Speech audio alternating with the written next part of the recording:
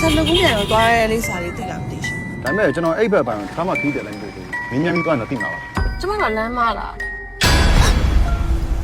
မင်းတို့ရှေ့ဆက်သွားလို့မဖြစ်ဘူးနောက်ကျောင်းပြန်ခဲ့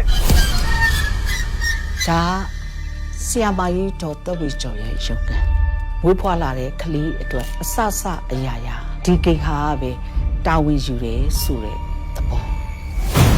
ကျမဒီကလေးလေးကိုမွေးပြီးရတယ်ပြန်ခေါ်သွားမှာပါကျမဒေါက်တာတဝေကျော်ပါတွေ့ရတာဝမ်းသာပါတယ်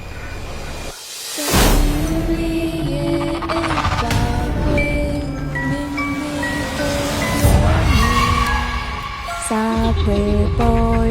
ရမကွယ်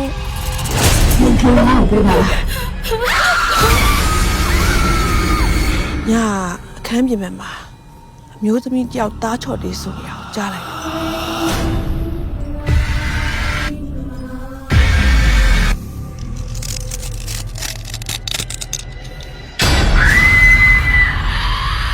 ဒီမှာတရေတော်နည်းနည်းခြောက်တယ်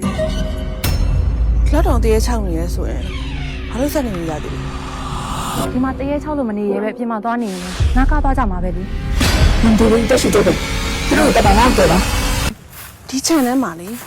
ဆန်လကူးပင်ကြီးတယ်ပင်ရှိရတာသူမိုင်းဘလို့သိရလဲဒီကိုရောက်လာပြီပဲဘာမှမကူနဲ့တော့